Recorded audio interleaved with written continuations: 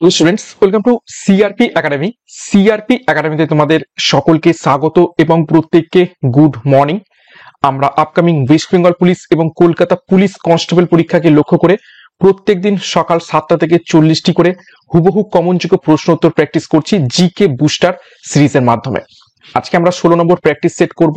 শুরু থেকে শেষ পর্যন্ত দেখবে খুবই গুরুত্বপূর্ণ কিছু প্রশ্ন উত্তর রয়েছে, সাথে এক্সট্রা নোটস রয়েছে যা তোমাদের পরীক্ষার জন্য খুবই খুবই ইম্পর্টেন্ট। এবং খুব তাড়াতাড়ি ম্যারাথন ক্লাস শুরু করতে চলেছি, আর 1-2 দিনের মধ্যেই হয়তো শুরু করে দেব।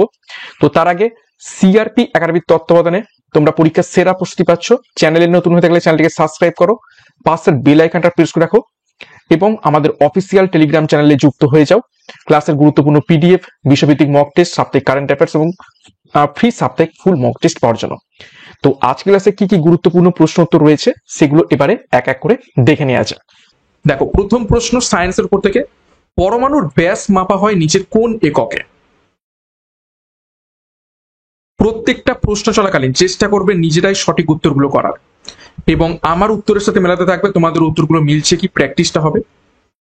তো পরমাণুর ব্যাস মাপা হয়ে থাকে অপশন বি, ফার্মি এককে। দেখো, ফার্মি, এক ফার্মি সমান 10⁻⁻15 মিটার। এটা হচ্ছে 15, ওকে, ভালো করে দেখবে একটু। 10⁻⁻15 মিটার পরমাণু ও নিউক্লিয়াসের মাপের জন্য ব্যবহৃত হয় এই এককটি। তারপর দেখো অ্যামস্ট্রং, এক অ্যামস্ট্রং সমান 10⁻10 মিটার। সাধারণত এটাও পরমাণু ব্যাস মাপার জন্য ব্যবহৃত হয়ে থাকে। তারপর দেখো পিকোমিটার, এক পিকোমিটার সমান 10⁻12 মিটার।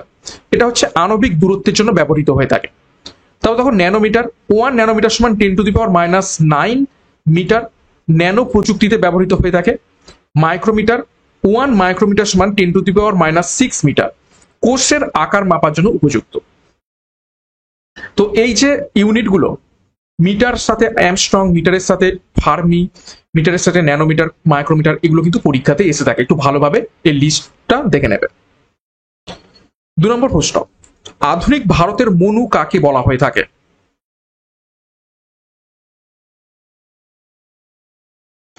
নিচের কোন ব্যক্তিকে আধুনিক ভারতের মনু বলা হয়? সঠিক উত্তর হবে অপশন সি, বি আর আম্বেদকরকে। দেখো, বি আর আম্বেদকর ভারতীয় সংবিধানের প্রধান রূপকার, দলিত সম্প্রদায়ের অধিকারের রক্ষাকারী। তারপর দেখো জওহরলাল নেহেরু, তিনি ভারতের প্রথম প্রধানমন্ত্রী এবং তাকে কি বলা হয়ে থাকে? আধুনিক ভারতের নির্মাতা বলা হয়ে থাকে। তারপর দেখো সর্দার বল্লভভাই প্যাটেল ভারতের একত্রীকরণে গুরুত্বপূর্ণ ভূমিকা পালন করেছেন, সেই জন্য তাকে লৌহ মানব বা লৌহ পুরুষ নামেও তিনি পরিচিত। মহাত্মা গান্ধী ভারতের স্বাধীনতা আন্দোলনের গুরুত্বপূর্ণ নেতা, তাকে অহিংসার প্রতীক বলা হয়ে থাকে এবং আর কি বলা হয়? জাতির জনক তাকে বলা হয়ে থাকে, বা রাষ্ট্রপিতাও বলা হয়ে থাকে। তারপর দেখো রাজেন্দ্র প্রসাদ ভারতের প্রথম রাষ্ট্রপতি, সংবিধান সভার তিনি সভাপতি ছিলেন। নেক্সট দেখো 3 নম্বর প্রশ্ন, কবে প্রত্যক্ষ সংগ্রামের ডাক দেয়া হয়? ইংরেজিতে কি বলা হয়ে থাকে? Direct action day.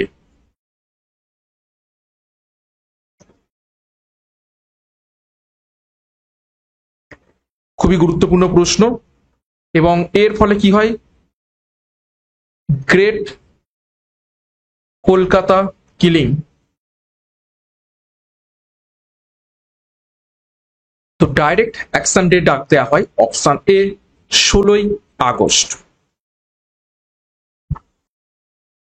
কোন সালে হয় এটি? 1946 সাল। দেখো, প্রত্যক্ষ সংগ্রাম 1942 সালে। আচ্ছা, এটা প্রত্যক্ষ সংগ্রাম নয়, এটা একটু ভুল হয়েছে, এটা হবে ভারত ছাড়ো আন্দোলন। ভারত ছাড়ো আন্দোলন, ঠিক আছে। ভারত ছাড়ো আন্দোলনের ডাক দেন। আইন অমান্য আন্দোলন 1930 সালে হয় এবং লবণ সত্যাগ্রহের মাধ্যমে এটি শুরু হয়। অসহযোগ আন্দোলন 1920 সালে গান্ধীজির নেতৃত্বে ব্রিটিশ শাসনের বিরুদ্ধে শুরু হয়, এবং খিলাফত আন্দোলন শুরু হয় 1919 থেকে 1924 সাল পর্যন্ত চলে, মুসলিম সম্প্রদায়ের সমর্থনে গান্ধীজির নেতৃত্বে। 4 নম্বর প্রশ্ন, লাল বাহাদুর শাস্ত্রীর সমাধি নিচের কোন স্থানে অবস্থিত রয়েছে? বা লাল বাহাদুর শাস্ত্রীর সমাধি কি নামে পরিচিত?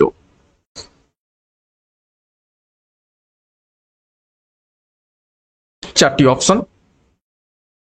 তো সঠিক উত্তর হবে অপশন বি, বিজয় ঘাট নামে পরিচিত রয়েছে লাল বাহাদুর শাস্ত্রীর সমাধি।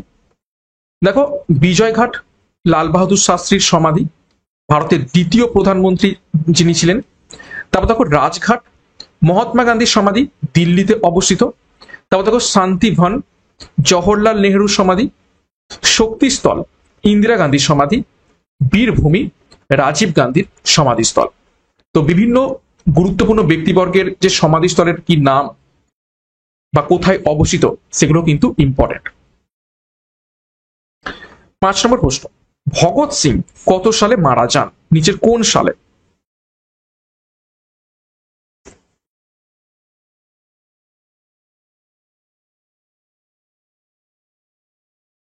তো সঠিক উত্তর হবে অপশন বি, 1931 সালে ভগৎ সিং মারা যান।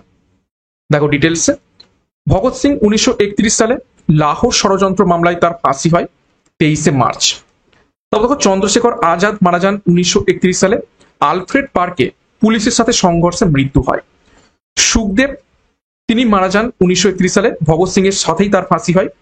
রাজগুরু 1931 সালে ভগৎ সিং এর সাথেই তার ফাঁসি হয় এবং এই রাজগুরু, সুখদেব এবং ভগৎ সিং লাহোর ষড়যন্ত্র মামলায় তিনজনেই দোষী সাব্যস্ত হন এবং তাদের ফাঁসি দিয়ে দেয় ব্রিটিশ সরকার।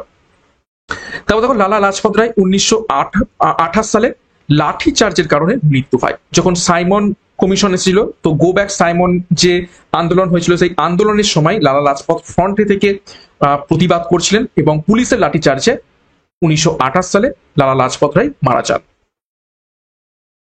নেক্সট একটি গুরুত্বপূর্ণ ঘোষণা, তোমাদের সামনেই ডাব্লিউএপি কনস্টেবল পরীক্ষা। তো কমন প্যাক 2025 লঞ্চ করা হয়েছে। পরীক্ষার লাস্ট মিনিট সাজেশন তোমরা এখান থেকে পেয়ে যাবে। প্রত্যেকটা বিষয়ের ওপর থেকে প্রত্যেকটা টপিক ধরে ধরে তোমরা এখান থেকে ক্লাস পাবে, সাথে ফুল মক টেস্ট পাবে। এর সাথে WBP KP mock test series launch করা হয়েছে, যেখানে 100টি কমন যোগ্য পুলিশ পরীক্ষার প্র্যাকটিস সেট পাবে, 5000 প্রশ্ন উত্তর পেয়ে যাবে, প্রত্যেকটা বিষয়ের উপর থেকে মক টেস্ট পাবে, সাথে 10 বছরের বিগত বছরের প্রশ্ন উত্তর।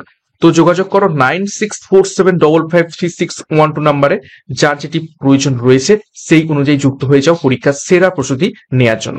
বিস্তারিত ডিসক্রিপশন বক্সে পেয়ে যাবে। নেক্সট দেখো 6 নম্বর প্রশ্ন, ডাবের জলে নিচের কোন হরমোন থাকে?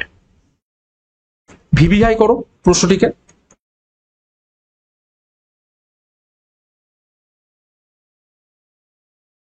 তো নিচের কোন হরমোনটি বা উদ্ভিদ হরমোনটি বিশেষ করে বলা যেতে পারে? সঠিক উত্তর হয়ে যাবে অপশন সি, কাইনিন। এই উদ্ভিদ হরমোনটি ডাবের জলে থাকে। অ্যাকচুয়ালি পুরো নাম কি? সাইটোকাইনিন। ওকে, দেখো কাইনিন নারকেলের জলে উপস্থিত এবং কোষ বিভাজনে উৎসাহিত করে।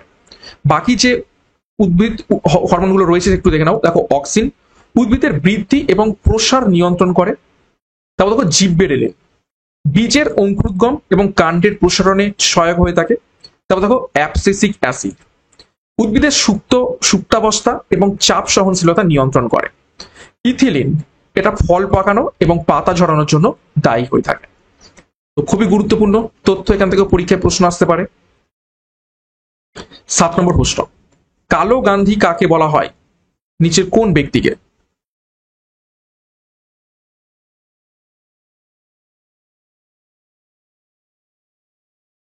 তো সঠিক উত্তর হয়ে যাবে এখান থেকে অপশন নেলসন ম্যান্ডেলাকে কালো গান্ধী বলা হয়ে থাকে। এবং মনে রাখবে 1990 সালে তাকে কি দেওয়া হয়? ভারত রত্ন পুরস্কার দেওয়া হয়। দেখো নেলসন ম্যান্ডেলা কে ছিলেন দক্ষিণ আফ্রিকার বর্ণ বৈষম্য বিরোধী নেতা, ঠিক আছে, তিনি ছিলেন কালো গান্ধী। তারপর দেখো মার্টিন লুথার কিং কে ছিলেন? Martin Luther king junior American নাগরিক অধিকারের আন্দোলনের নেতা। কফি আনান কে ছিলেন? জাতিসংঘের প্রাক্তন মহাসচিব। বারাক ওবামাকে সকলেই চেনো, আমেরিকার প্রথম কৃষ্ণাঙ্গ রাষ্ট্রপতি। তারপর দেখো ডেসমন্ড টুটু কে ছিলেন? দক্ষিণ আফ্রিকার শান্তি আন্দোলনের নেতা এবং একজন নোবেল বিজয়ী। 8 নম্বর প্রশ্ন, ব্রজাঙ্গনা এই কাব্যটি নিচের কোন সাহিত্যিকের লেখা?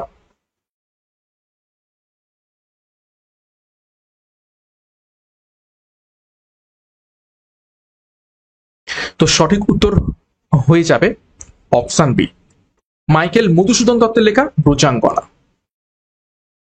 দেখো মাইকেল মধুসূদন দত্ত আর কি লিখেছেন, মেঘনাদ বধ কাব্য এবং ব্রজাঙ্গনা। রবীন্দ্রনাথ ঠাকুরের রচনা করা কিছু গুরুত্বপূর্ণ কালজয়ী হচ্ছে কাব্যগ্রন্থ, দেখো গীতাঞ্জলি, তিনি নোবেল বিজয়ী কবি। কাজী নজরুল লিখেছেন বিদ্রোহী, তিনি জাতীয় কবি হিসাবে পরিচিত। বঙ্কিমচন্দ্র চট্টোপাধ্যায় লিখেছেন আনন্দমঠ, বন্দে মাতরম। শরৎচন্দ্র চট্টোপাধ্যায় লিখেছেন দেবদাস, পরিণীতা, এগুলো উপন্যাস। 9 নম্বর প্রশ্ন, শিলাদার নামক সেনাবাহিনী কার তৈরি?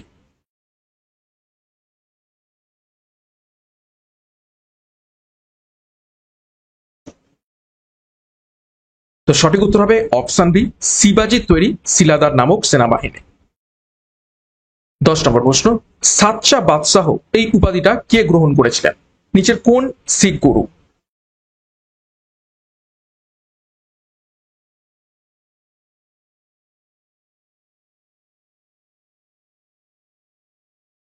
তো সঠিক উত্তর হবে, দেখে নাও, অপশন বি, গুরু হরগোবিন্দ এই সাচ্চা বাদশাহ উপাধিটা গ্রহণ করেছিলেন। দেখো গুরু হরগোবিন্দ ছিলেন ষষ্ঠ শিখ গুরু, তিনি সাচ্চা বাদশাহ উপাধি গ্রহণ করেন। গুরু নানক ছিলেন শিখ ধর্মের প্রতিষ্ঠাতা। তারপর দেখো গুরু তেগ বাহাদুর ছিলেন নবম শিখ গুরু, ধর্ম রক্ষার জন্য শহীদ হন। গুরু গোবিন্দ সিং ছিলেন দশম শিখ গুরু, খালসা পন্থ প্রতিষ্ঠা করেন। এবং গুরু অমর দাস তিনি তৃতীয় শিখ গুরু, যিনি গোল্ডেন টেম্পল নির্মাণ করেছিলেন। নেক্সট আরো একটি গুরুত্বপূর্ণ ঘোষণা, আপকামিং কলকাতা পুলিশ এবং West Bengal police SI main পরীক্ষাকে লক্ষ্য করে সম্পূর্ণ ডেসক্রিপটিভ ব্যাচ কোর্স লঞ্চ করা হয়েছে। মেন পরীক্ষার সিলেবাস ডেসক্রিপটিভ নেচারে রয়েছে, তো প্রত্যেকটা বিষয়ের উপর থেকে তোমরা ডেসক্রিপটিভ ক্লাস পাবে। তো যোগাযোগ করো 9647553612 নম্বরে পরীক্ষার সেরা প্রস্তুতি নেওয়ার জন্য। 11 নম্বর প্রশ্ন, মারাঠা শাসকদের প্রধানমন্ত্রীদের কি বলা হতো?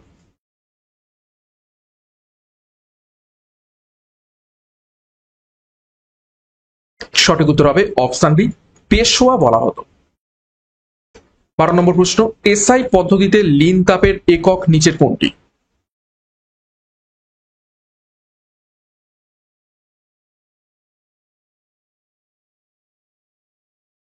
তো সঠিক উত্তর হয়ে যাবে এখান থেকে option A, joule per KG, এটা হয়ে যাবে এসআই পদ্ধতিতে লিন তাপের একক।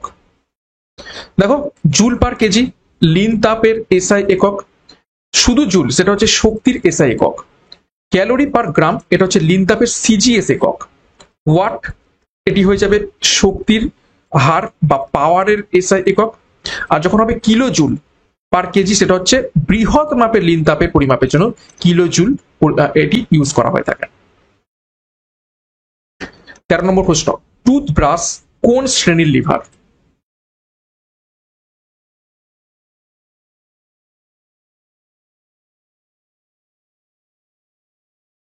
টুথব্রাশে কি হয়ে থাকে, এই ধরো টুথব্রাশ, তার মানে এই দিকে আমরা কি করছি, বল প্রযুক্ত করছি, এবং এই দিকে হচ্ছে আমরা হাত ধরে থাকি, আর মাঝখানটাকে আমরা যদি কি বলে থাকি, ফলক্রাম। তো এই রকম অবস্থা থাকলে কি হবে, মাঝখানে ফলক্রাম, একদিকে লোড আর একদিকে বল ফোর্স। তো সঠিক উত্তর হয়ে যাবে অপশনে প্রথম শ্রেণীর লিভার। দেখো প্রথম শ্রেণীর লিভার কাকে বলবো, দেখো ফালক্রাম বল ও লোডের মাঝে থাকে, যেমন টুথব্রাশ এবং কাঁচি। আচ্ছা দ্বিতীয় শ্রেণীর লিভার আমরা কাদের বলবো, লোড যেখানে ফালক্রাম এবং বলের মাঝে থাকে, যেমন নাট ক্র্যাকার। আচ্ছা তৃতীয় শ্রেণীর লিভার আমরা কাদের বলবো, বল ফলক্রাম এবং লোডের মাঝে থাকে, যেমন ফোর্সের। ঠিক আছে, অর্থাৎ আমাদের যে হাতের বাহু সেটা হচ্ছে তৃতীয় শ্রেণীর লিভার। ঠিক আছে, এছাড়া কেমন উদাহরণ রয়েছে দেখো, চিমটে তৃতীয় শ্রেণীর লিভার এবং হাতুড়ি প্রথম শ্রেণীর লিভার। ওকে, তো আশা করি বুঝতে পেরেছ। 14 নম্বর প্রশ্ন, 1 জুল সমান কত ক্যালোরি?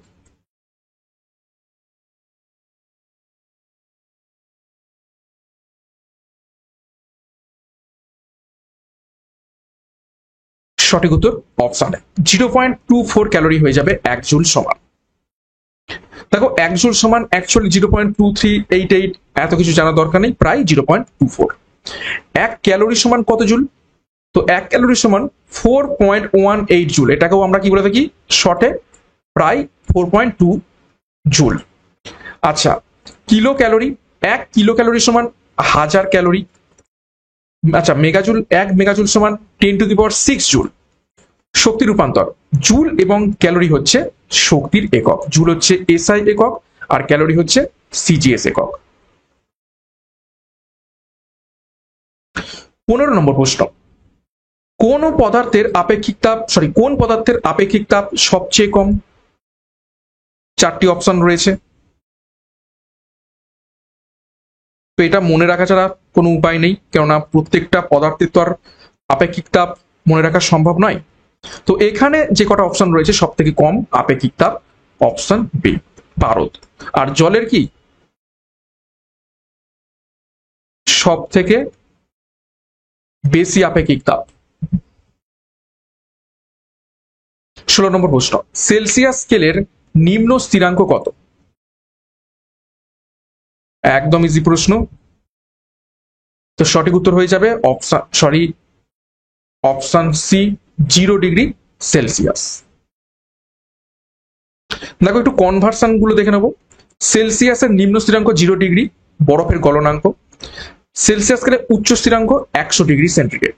আচ্ছা, কেলভিন স্কেলের নিম্ন স্থিরাঙ্ক সেটা হচ্ছে 273.15 কেলভিন, এটা হচ্ছে কি পরম শূন্য স্কেল বা পরম শূন্য টেম্পারেচার। ফারেনহাইট স্কেলের নিম্ন স্থিরাঙ্ক কত? সেটা হচ্ছে 32 ডিগ্রি ফারেনহাইট এবং উচ্চ স্থিরাঙ্ক 212 ডিগ্রি ফারেনহাইট। এবং র্যাঙ্কিন বলে একটি হচ্ছে স্কেল রয়েছে, ফারেনহাইটের পরম স্কেল, অর্থাৎ 0 ডিগ্রি আর সমান হচ্ছে -459.67 ডিগ্রি ফারেনহাইট। ওকে, তো র্যাঙ্কিনটা অতটা আসে না, কেলভিন এবং ফারেনহাইটটা কিন্তু ইম্পর্টেন্ট। 17 নম্বর প্রশ্ন, লর্ড ডালহৌসি কবে অযোধ্যা অধিগ্রহণ করেছিলেন? নিচের কোন সালে? লর্ড ডালহৌসি কিসের মাধ্যমে অযোধ্যা অধিগ্রহণ করেছিলেন? সত্য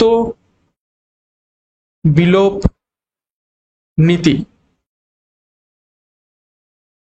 এবং সত্য বিলোপ নীতির মাধ্যমে শুধু অযোধ্যা নয়, অনেকগুলো রাজ্য অধিগ্রহণ করেছিলেন একের পর এক। তো অযোধ্যা অধিগ্রহণ করেছিলেন অপশন এ 1856 সালে। তো দেখো, অযোধ্যা 1856 সালে ডালহৌসির ডক্ট্রিন অফ ল্যাপস বা সত্য বিলোপ নীতির অধীনে চলে আসে।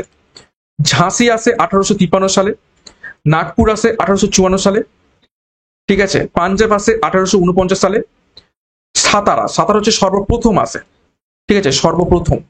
দেখো, প্রথম রাজ্য হিসাবে ডক্ট্রিন অফ ল্যাপসের প্রয়োগ হয় কোথায়?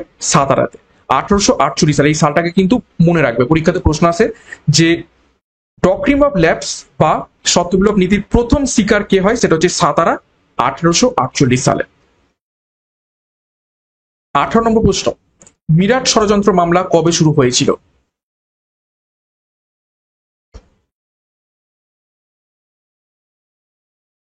তো সঠিক উত্তর হয়ে যাবে এখান থেকে অপশন বি, 1929 সালে। দেখো, মিরাট ষড়যন্ত্র মামলা 1929 সালে শুরু হয়। ব্রিটিশ বিরোধী কমিউনিস্ট নেতাদের বিচার এখানে হয়। লাহোর ষড়যন্ত্র মামলা হয় 1929 সালে। ভগৎ সিং এবং তার সঙ্গীদের বিচার হয়, এবং আমরা একটু আগেই দেখলাম ভগৎ সিং, রাজগুরু এবং সুখদেবকে 1931 সালে ফাঁসি দেয়া হয়। কাকরি ষড়যন্ত্র মামলা হয় 1925 সালে। রামপ্রসাদ বিসমিল এবং আসাফুল্লাহ খান এই মামলার সাথে জড়িত ছিলেন। আলিপুর বোমা মামলা 1908 সালে হয়। অরবিন্দ ঘোষ এবং বারীন্দ্র ঘোষ এতে অভিযুক্ত ছিলেন। চট্টগ্রাম অস্ত্রাগার লুণ্ঠন হয় 1930 সালে সূর্য সেনের নেতৃত্বে। 19 নম্বর প্রশ্ন, তারা মাছের গমন অঙ্গের নাম কি?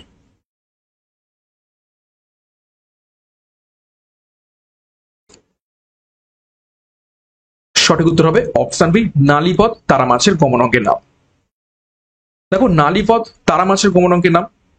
সাইফন, এটা হচ্ছে অক্টোপাসের গমন অঙ্গ এবং শ্বাস প্রশ্বাসের অঙ্গ। প্ল্যাকড, এটা হচ্ছে মাছের ত্বকের সংবেদী একটি অঙ্গ। টেন্টাকল, এটা হচ্ছে স্কুইড বা অক্টোপাসের শিকার ধরার অঙ্গ। 20 নম্বর প্রশ্ন, কোষের কোন অঙ্গাণু প্রোটিন সংশ্লেষে সাহায্য করে?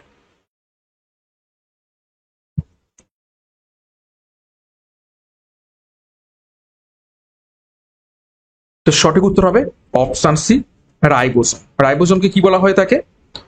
কোষের প্রোটিন ফ্যাক্টরি। কোষের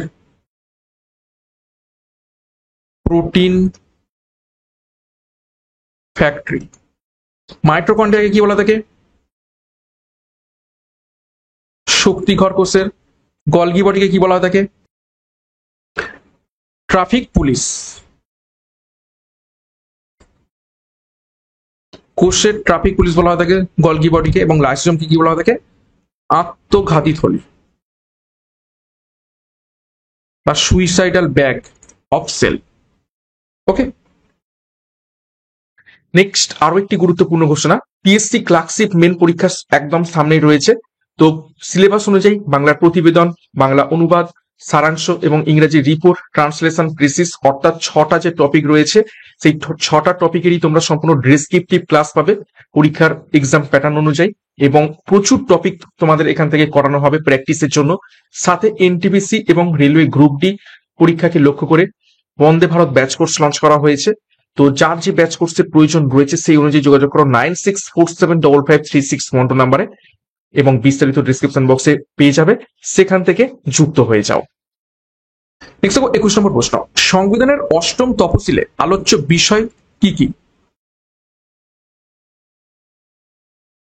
টোটাল 12টা তফসিল রয়েছে।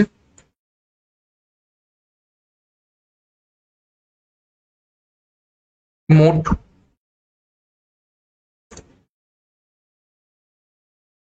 তো তার মধ্যে 8ম তফসিলে আলোচ্য বিষয় কি কি? তো সঠিক উত্তর হয়ে যাবে অপশন বি, আঞ্চলিক ভাষা সমূহ। দেখো 8ম তফসিলে কি রয়েছে? 22টি আঞ্চলিক ভাষা তালিকাভুক্ত রয়েছে। প্রথম তফসিলে রয়েছে রাজ্য এবং কেন্দ্রশাসিত অঞ্চলের তালিকা। 7ম তফসিলে রয়েছে কেন্দ্র এবং রাজ্যের মধ্যে ক্ষমতা বিভাজন। 9ম তফসিলে রয়েছে পঞ্চায়েত এবং নগরপালিকার ক্ষমতা। 10ম তফসিলে রয়েছে দলত্যাগ আইন, দলত্যাগ বিরোধী আইন। 22 নম্বর প্রশ্ন। গ্র্যামি পুরস্কার কোন ক্ষেত্রে প্রদান করা হয়?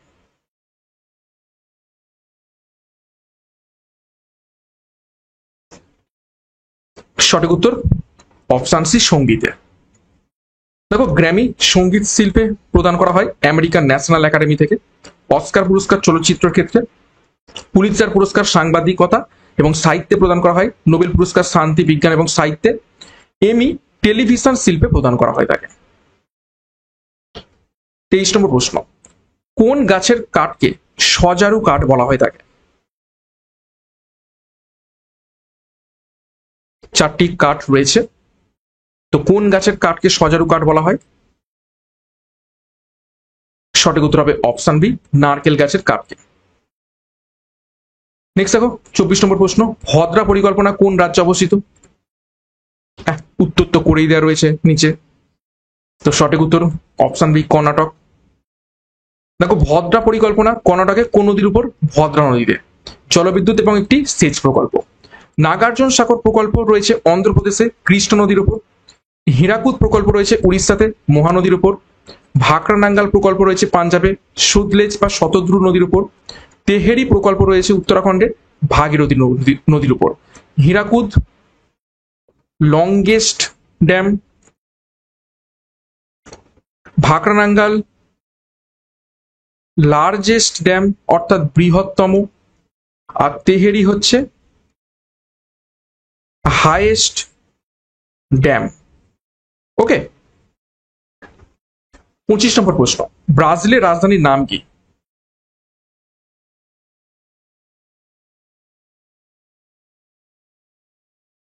তো সঠিক উত্তর হবে অপশন সি, ব্রাসিলিয়া। 26। অরণ্যের দিনরাত্রি উপন্যাসের রচয়িতাকে?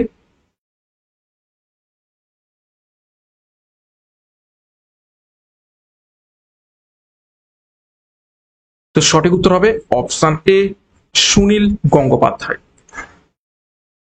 দেখো সুনীল গঙ্গোপাধ্যায় লিখেছেন অরণ্যের দিনরাত্রি, প্রতিদ্বন্দ্বী। শরৎচন্দ্র চট্টোপাধ্যায় লিখেছেন দেবদাস পরিণীতা। রবীন্দ্রনাথ ঠাকুর লিখেছেন গোরা, ঘরে বাইরে। বঙ্কিমচন্দ্র চট্টোপাধ্যায় লিখেছেন কপাল কুণ্ডলা আনন্দমঠ, মানিক বন্দ্যোপাধ্যায় লিখেছেন পদ্মা নদীর মাঝি এবং পুতুল নাচের ইতিকথা। কিছু গুরুত্বপূর্ণ সাহিত্যিকের গুরুত্বপূর্ণ উপন্যাসের নামগুলো এখানে দেওয়া হলো। 27 চতুর্থ বৌদ্ধ সম্মেলন কোথায় সংঘটিত হয়েছিল? ভিভিআই করে ফেলো।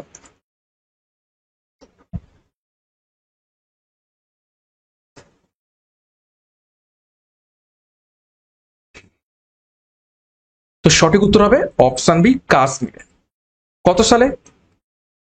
72 এডিতে। দেখো, চতুর্থ বৌদ্ধ সম্মেলন হয় কাশ্মীরে কনিষ্কের আমলে, মহাযান প্রচার হয় এবং 72 এডিতে। সালগুলো মনে রাখবেন। প্রথম সম্মেলন হয় রাজগৃহতে অজাতশত্রুর আমলে, কত সালে? 483 খ্রিস্টপূর্বাব্দে। দ্বিতীয় সম্মেলন হয় বৈশালীতে কালাশোকের আমলে, কত সালে? 383 খ্রিস্টপূর্বাব্দে। তৃতীয় সম্মেলন হয় পাটলিপুত্রে অশোকের আমলে, কত সালে? 250 খ্রিস্টপূর্বাব্দে। তো এই সালগুলো কিন্তু খুবই খুবই ইম্পর্টেন্ট, পরীক্ষাতে আসে। 28 সুলতান মাহমুদের পিতার নাম কি?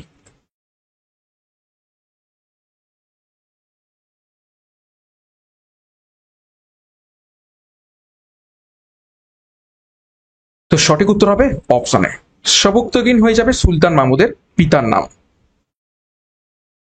29 নিউট্রনকে আবিষ্কার করেন নিচের কোন বিজ্ঞানী?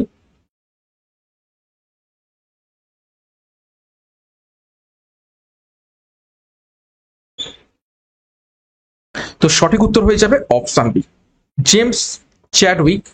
তিনি নিউট্রন আবিষ্কার করেন। দেখো, জেমস চ্যাডউইক নিউট্রন আবিষ্কার করেন 1932 সালে এবং নোবেল বিজয়ী। আর্নেস্ট রাদারফোর্ড প্রোটন আবিষ্কার করেন, পরমাণুর মডেলও তিনি দেন। নিলস বোর পরমাণুর বোর মডেল প্রদান করেন। জে জে থমসন তিনি ইলেকট্রন আবিষ্কার করেছিলেন এবং রবার্ট মিলিগান ইলেকট্রনের চার্জ তিনি পরিমাপ করেছিলেন। 30 নম্বর প্রশ্ন, ব্রাহ্ম সমাজ প্রতিষ্ঠা করেন নিচের কোন ব্যক্তি?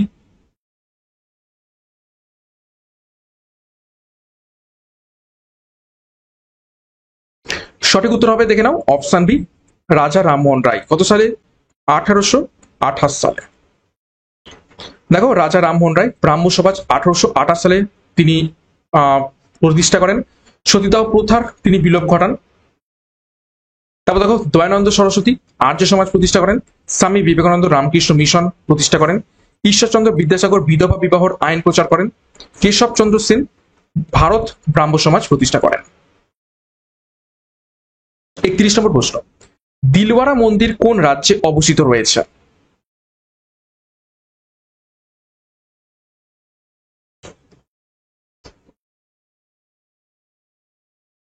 তো সঠিক উত্তর এখান থেকে হয়ে যাবে, দেখো, অপশন সি, রাজস্থানে অবস্থিত রয়েছে দিলওয়ারা মন্দির।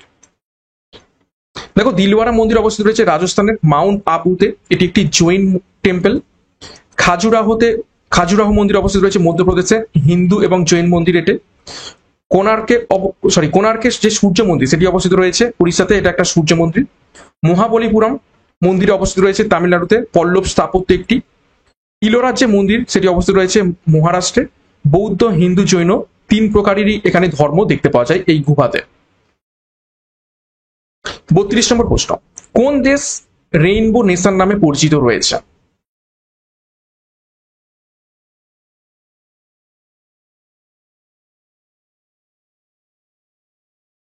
সঠিক উত্তর হবে অপশন বি, দক্ষিণ আফ্রিকা।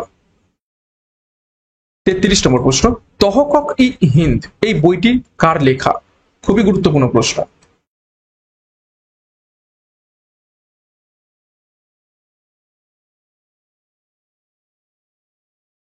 সঠিক উত্তর হবে অপশনে আল বিরনি।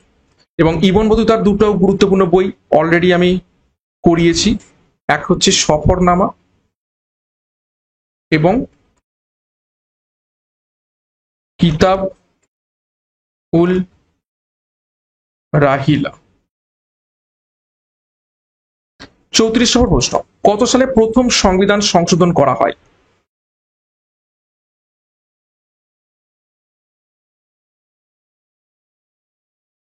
সঠিক উত্তর হবে অপশন বি 1951 সালে। দেখো, প্রথম সংশোধনী 1951 সালে করা হয়, মৌলিক অধিকারে সংশোধন করা হয় কিছুটা। তারপর দেখো 42তম সংবিধান সংশোধনী খুবই ইম্পর্টেন্ট, 1976 সালে করা হয়, সংবিধানের বৃহত্তম সংশোধনী এটা। তারপর দেখো 44তম সংবিধান সংশোধনী 1978 সালে হয়, সম্পত্তির অধিকারকে বাতিল করে দেওয়া হয়। 73তম সংবিধান সংশোধনী 1992 সালে হয়, পঞ্চায়েত ব্যবস্থাকে সাংবিধানিক তকমা দেওয়া হয়। এবং 74তম সংবিধান সংশোধনী এটাও 1992 সালে করা হয়, নগরপালিকা অর্থাৎ মিউনিসিপ্যালিটি এর মধ্যে চলে আসে। 35 ভারতীয় সংবিধানে কত প্রকার জরুরি অবস্থার কথা বলা হয়েছে?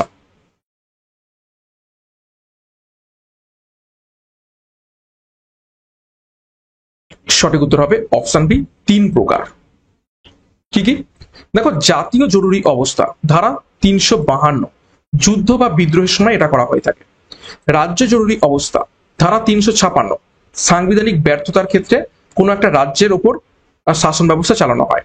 আর আর্থিক জরুরি অবস্থা ধারা 360, অর্থনৈতিক সংকট। এখনো পর্যন্ত অর্থনৈতিক বা এই আর্থিক জরুরি অবস্থা একবারও লাগু হয়নি। আচ্ছা, জরুরি অবস্থা যেটা হচ্ছে জাতীয় জরুরি অবস্থা 1975 সালে করা হয় ইন্দিরা গান্ধীর আমলে, এবং ধারা 356 সব থেকে বেশি ব্যবহৃত হয়, অর্থাৎ রাজ্য জরুরি অবস্থা, এবং বিভিন্ন রাজ্যে রাষ্ট্রপতি শাসন চালানোর জন্য এই ধারা ব্যবহৃত হয়ে থাকে। 36 ভারতের সর্বোচ্চ সাহসী সম্মান নিচের কোনটি?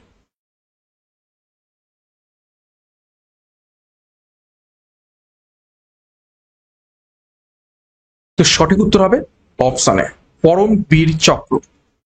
দেখো ডিটেলসে, পরমবীর চক্র হচ্ছে যুদ্ধকালীন সর্বোচ্চ সম্মান, মহাবীর চক্র হলো দ্বিতীয় সর্বোচ্চ যুদ্ধকালীন সম্মান, বীর চক্র তৃতীয় সর্বোচ্চ যুদ্ধকালীন সম্মান, অশোক চক্র শান্তিকালীন সর্বোচ্চ সম্মান, কীর্তি চক্র শান্তিকালীন দ্বিতীয় সম্মান। 37 মোহাম্মদ বিন তুগলকের প্রকৃত নাম কি? বেশ কয়েকবার পরীক্ষাতে এসেছে।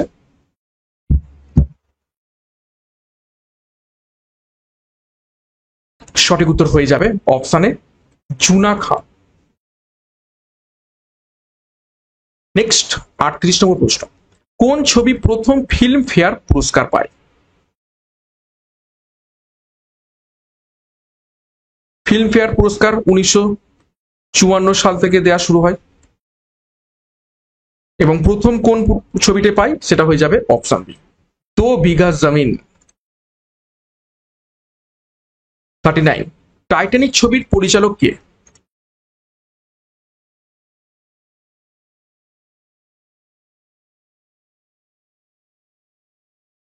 তো সঠিক উত্তর হয়ে যাবে অপশন বি জেমস ক্যামেরন। 40 নম্বর প্রশ্ন এবং আজ ক্লাসের শেষ প্রশ্ন, জাতীয় উন্নয়ন পরিষদ কবে গঠিত হয়?